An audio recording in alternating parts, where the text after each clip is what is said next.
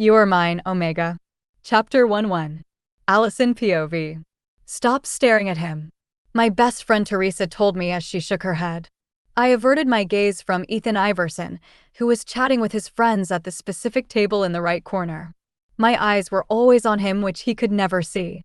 He was the soon-to-be alpha of our Moonlight Crown pack, and I was just an ordinary Omega. I was sitting in the canteen of our school with Teresa. It was our break time, so we came here to chit-chat. I sighed and turned my head to Teresa. I was just Dash. Yeah, you were looking around and your eyes suddenly fell on him, she said and chuckled.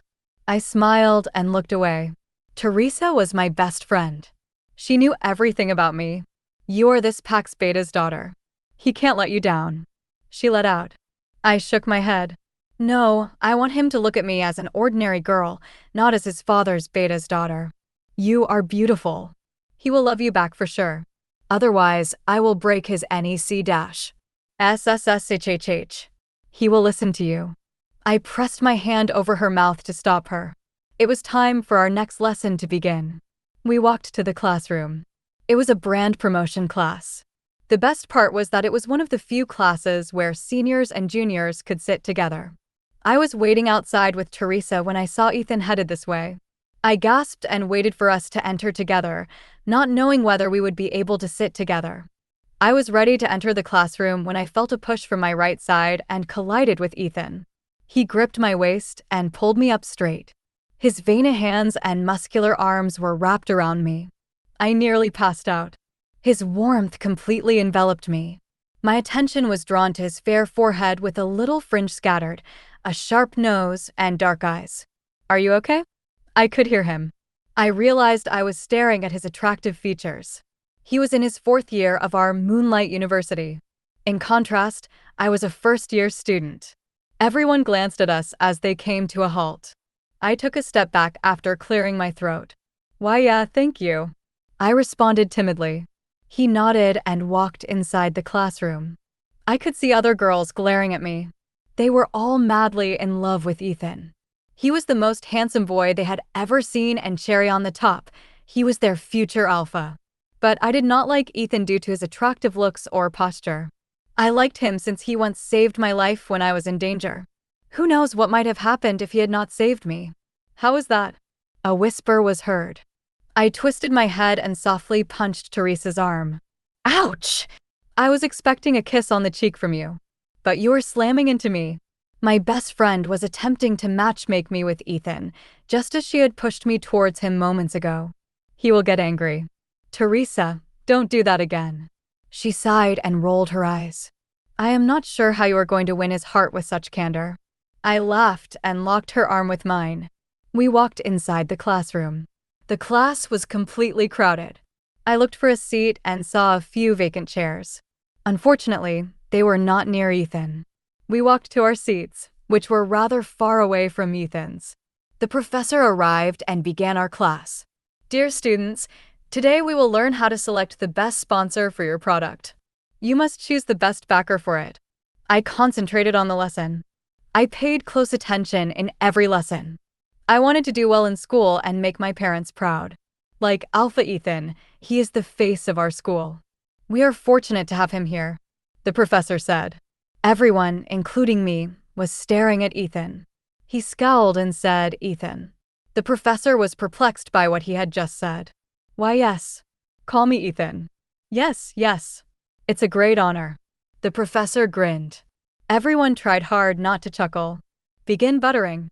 Everyone around here loves to butter him. Huh, Teresa murmured.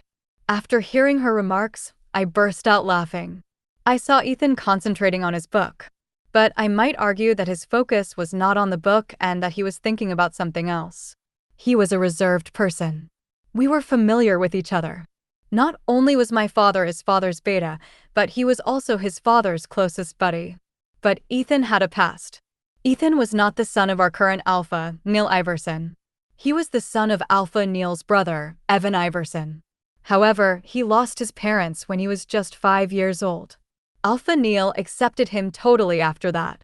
Everyone described Ethan as Alpha Neil's shadow. Alpha Neil wanted him to be the pack's next alpha. But there was something more. Alpha Neil has a son as well. He and Ethan were the same age. Everyone knew Alpha Neil and his son Ryan Iversen had a strained relationship. Ryan was also someone I knew. I had not seen him since I was 11 years old. It had been almost 8 years since his father had sent him abroad. Will you go tonight? I emerged from my thoughts. Huh? Teresa was the one who asked the question. Ryan Iversen is returning today.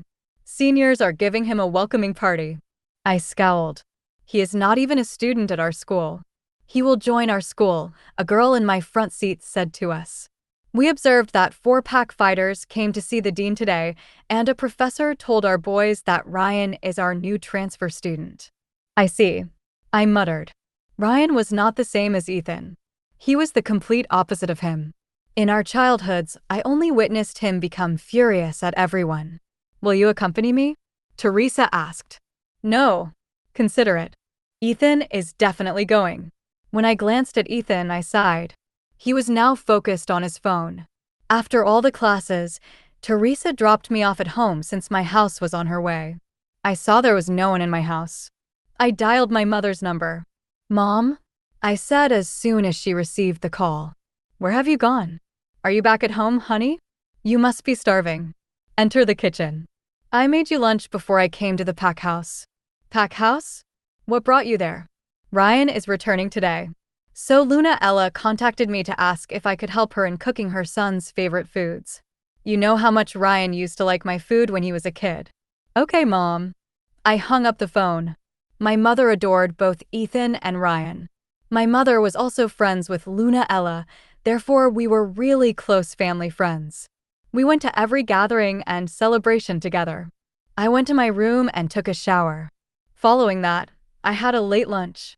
Teresa came to my house in the evening. I was dressed casually in blue jeans and a loose black shirt. My hair was pulled back into a high ponytail. I did not want to draw attention to myself. Let's go, I said to Teresa. We hopped in her car and drove to the club where our seniors were throwing the party. We walked inside the club. My attention was drawn to the smoke and the loud music. I had never been to a club before, so it was a whole new experience for me. Let's go out and have some drinks, Teresa remarked, pulling me along with her. I saw that practically every popular student in our school had attended this party. Suddenly, I saw Ethan conversing with someone. I am coming right away, I said to Teresa before walking up to Ethan. We were not strangers. We were family friends. I approached him and came to a halt behind him. Ethan. He turned to face me. I smiled at him, but then I saw his ex-girlfriend Julie standing in front of him. Yes, he asked. I had no idea what to say to him or how to greet him. Hi. He just nodded his head and turned around without replying. I took a step back, but I could hear the girl. You know her? Like she is someone who can be O-dash. She is not my type. I overheard his response. Did he know I was still standing behind him? How could he possibly say such a thing to others? I was not his type? Why? I clenched my fists. My tears had made my eyes glossy. Nothing was clearly visible to me. I saw a haze. I took a few steps back. My back was suddenly crushed against a hard chest. I turned back right away, but could not see anything since I was in tears. I blinked a few times, and my vision started to clear. I saw a pair of black eyes staring at me. My gaze was pulled to the facial features. Black hair, a strong jawline, thick brows, and a fair and clean face. I saw his eyes going down to my clothes before returning to my face. Then I heard his deep, icy voice. Who are you?